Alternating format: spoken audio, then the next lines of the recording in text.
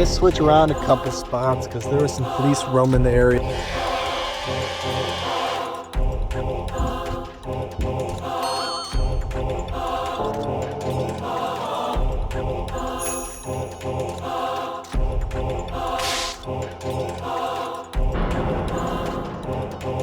皆さんごきげんよう。こちらヤタ放送局です。皆さんは宿を選ぶとき何を基準にしますか？高くても値段以上の価値があるホテルや立地が悪くても絶景の宿、他にも歴史を感じる古い旅館などなど、日本には人気の旅館やホテルがたくさんあるので迷いますが、海外の方の中にはいくら日本でも安い宿は危ないだろう、旅館って古いんでしょという声も。しかしいざ日本の宿に宿泊すると思ってたのと違うと驚愕する人が続出。彼らは一体何に驚いたのでしょうか？ということで今回のテーマは外国人が驚いた日本の宿。それでは行ってみましょう。I just turned 18 and I'm traveling the world with barely any money. Here's how I hid from Japan's police while sleeping on the streets of Tokyo last night. So essentially the police here aren't too fond of homeless people, and I'm not trying to get arrested in a foreign country. So I devised a plan. I disguised myself as a clubber. See the hat? Clubber? I don't know if clubber is the right word, but someone who goes to the clubs and gets drunk. I don't know why this hat was part of the disguise, but I feel like it worked. I then found the most popular club street in all of Tokyo and went to where all the drunk people were, and boom shakalaka, I pretended to be drunk, found a nice little corner, and I just passed out. I just woke up to the sun and someone even left me their water, which means the drunk clever disguise worked well because that's a part of Japan's culture. You see a drunken person slumped out on the street, you leave them their water so they have something to drink when they wake up. I had to switch around a couple spots because there was some police roaming the area. It got a little sketchy, but for the most part I was good. It's pretty interesting how the police don't like the homeless, but if you're a drunken clubber, they're all right with you. But yeah, a couple cops walked past me and they just ignored me. I filmed the entire night. It's gonna be on my YouTube. I don't drink, but thank you for the water, random Japanese man. I'm currently bikepacking Japan, and here's where we slept last night. Our route covers the coast where the tsunami in 2011 hit, and they actually have something called the MCT Trail, and we're doing part of it. So we slept at one of their hiker stations. It's a little privatized campsite, and I actually had to email the city and ask for permission to use it. It's really cool. It's a super small city. You can tell that they were hit super hard here. There's a ton of cemeteries everywhere, and it's just cool to see a city that has been rebuilt, honestly, so quickly since 2011. 最初の野宿ボーイは薄着できるような季節ならいいけど、野宿の最大の敵は低体温症らしい。ちなみに夏でも風速5メートルの風にさらされるだけで体温が5度下がるから、お金がなくてもちゃんと宿に泊まった方がいいぞ。お次は野宿ではないけどお金をかけたくないとなれば。 Tonight I am sleeping in the cheapest and potentially worst rated capsule hotel in Tokyo. So check-in isn't actually until 5 PM and I'm feeling pretty nervous. There are so many 1-star reviews for this place that basically say you shouldn't stay here. I wanted to see if it's really that bad. She mainly spoke Japanese, so I wasn't too sure what she was saying, but I'm pretty sure my pod number is 313. Toilets don't look bad. I mean, they do look a little bit dated, but they're relatively clean, so you can't really complain. But this is it, number 313, my pod. So this is what you get for £16 a night. A tiny little pod, a little light. They also provided me with a teeny tiny towel. Not quite sure how you meant to shower with that. They also give you a toothbrush and also this. I actually have no idea what this is. It looks like some sort of strap. I'm actually just sat here so confused, but then I realised I think you use this to tie up the pajamas. And the blind is held together with duct tape. And then I spotted this huge box coming from the ceiling, and I actually have no idea what this is. It kind of looks like a TV, but then there's no way of turning it on. It's just covered with this big bit of plastic. Honestly, so confused. Maybe I am getting slightly strange vibes from this place, but I'm sure it'll be fine. Anyway, it's now time to clean my teeth and actually get ready for They do actually separate men and women at this capsule hotel. So even though there were reviews saying they wouldn't be surprised if a wanted person had snuck in, I actually do feel pretty safe on a female-only floor. I'm now in my pajamas, ready to go to sleep. And if you're wondering how well I slept in this capsule hotel, well, definitely wasn't the most comfortable night's sleep, but I felt safe. And I do actually think for £16, this place isn't bad. Yes, it's old and dated, but I survived one night here. The location of this capsule hotel is actually so good. It's right next door to the Tokyo Tower. So I wouldn't stay at this capsule hotel again, but I also don't think it is as bad as some of the reviews make out. This foul evil den is the most disgusting capsule hotel in Japan, and I'm gonna survive a night here. It's only $4 a night because it's in Japan's largest red light district and homeless slum. The first impressions were not great, absolutely filthy, dirt all over the walls and the windows, and there was these Q-tips on the floors. Absolutely foul. Someone said they found blood all over the sheets and in the bathroom, and apparently there was also a tick infestation. I can't believe it, folks. It's horrible. The room also reeked of cigarettes, making it unbearable to breathe while I slept. I was surprised at how clean the bathrooms were. I was awoken by constant rousings of mystery creatures, but overall it only cost $4 with 5 stars. So the whole time we have been here at the hotel, we've actually been staying right outside a cemetery. 目の前が墓地は少しかわいそうだけど、ドンマイとしか言いようがない。ちなみにドヤ街の簡易宿舎はちょっと前なら500円で泊まれたけど、今は1000円程度に値上がりしてきてるらしい。物価高の波を感じますな。そして安い宿ときたら、お次は古い宿。古いイコールボロいと思ってたら度肝抜かれるぞ。世界的経営者も訪れたとある宿の登場だ。Come with me to stay at one of the best hotels in Japan, though some claim that it's one of the best hotels in the world. Steve Jobs used to stay at this 300-year-old ryokan every time that he'd visit Kyoto. Apparently also Marlon Brando, Alfred Hitchcock, Steven Spielberg, and now me.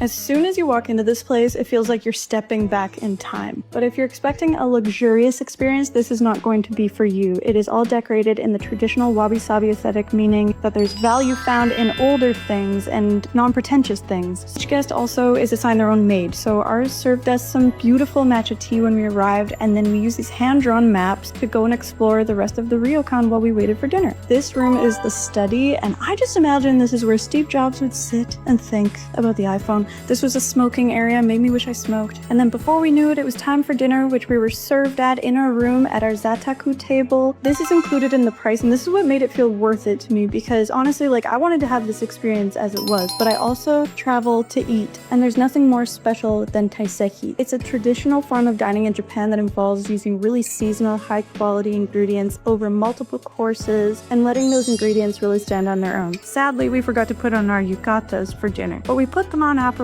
to enjoy our matcha as we waited for our table to be removed and futons to be put down so we could go to sleep. I think people assume that sleeping on the floor is not going to be comfy, but the way that the Japanese people do this with the tatami mat and the futon and the comfy fluffy duvets, I mean, it was one of the best sleeps I'd had in a while. Even though I still felt full from the night before, we woke up to a full breakfast, which, as someone who doesn't eat breakfast regularly in the morning, had a hard time getting through at 8 a.m. I will say that it's the most culturally immersive experience I've ever had outside of a museum, and to me, that's worth every penny. My wife and I were the only foreigners at this ryokan, and this is why we loved it. We wanted to stay in the countryside after visiting some of the bigger cities in Japan, so we ended up coming to stay at Beniya Onsen in Fukui. This ryokan has been around since the 1800s, and personally I felt that it would be more respectful to use the private onsen in our room considering I'm pretty heavily tattooed. When you check in, one of the first things they ask you is when you would like to be served dinner, which is kaiseki style, which is a very artful presentation and includes seasonal flavors. We were blown away by the presentation and quality of the food, and we felt very comfortable because we had a private butler attending us and serving us in the comfort of our own rooms. When we had to check out the next day, I was so sad to leave, but so grateful to have the experience of staying at Beniya.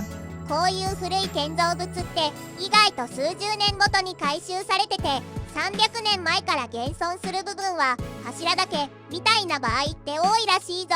高温多湿な日本で木造は傷みやすいからな。だからこそ建物を残すための技術を継承するのが日本の伝統建築なんだな。お次は歴史ある建物を最新の技術でリノベーションした宿。これはやばいぞ。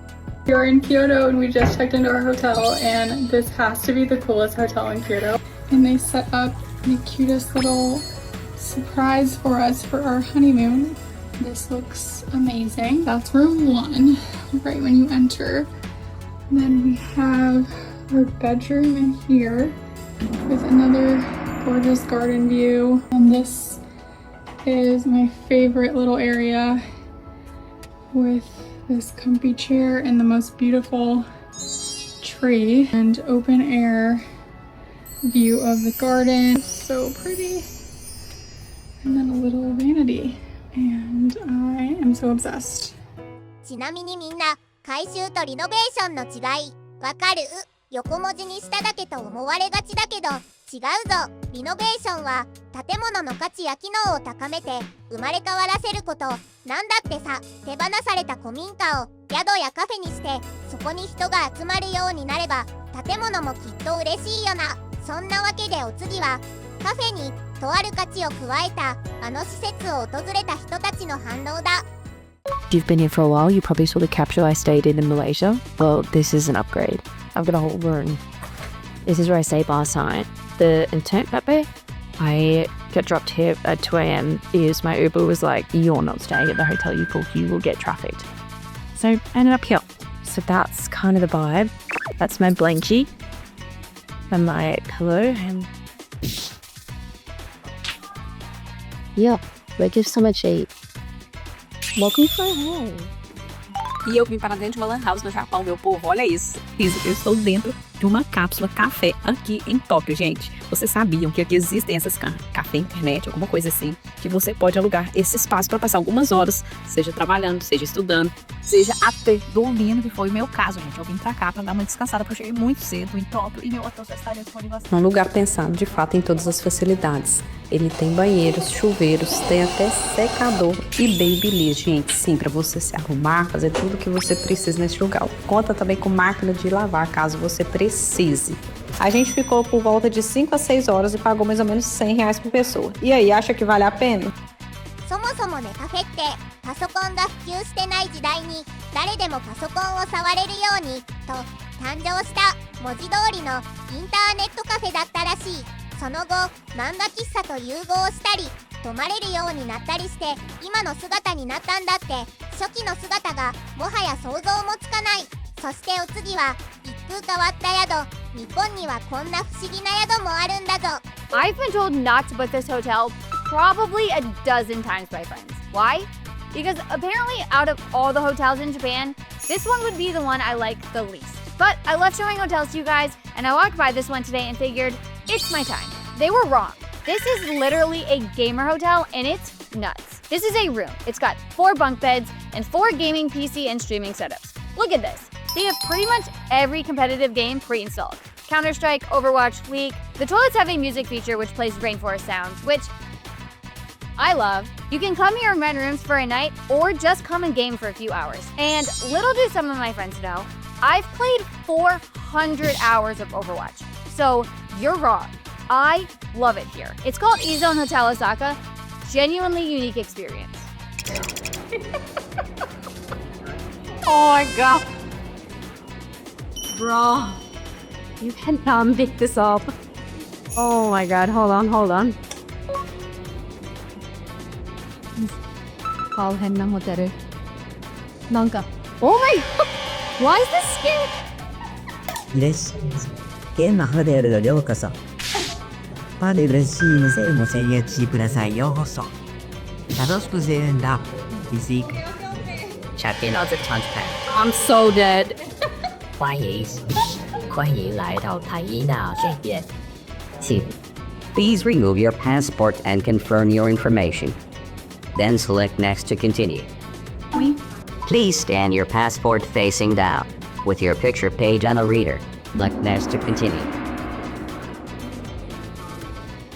いかがでしたか？激安ホテルで恐怖の足音に怯えたり狭いカプセルホテルに不安を覚える外国人もいましたが、それでもやはり清潔さを大切にする姿勢や限られた空間を工夫して快適にする発想が日本ならではの文化として喜ばれていたことが印象的でした。皆さんは日本の宿泊文化についてどのように感じましたか？面白いと思った方はぜひチャンネル登録、高評価で応援していただけると嬉しいです。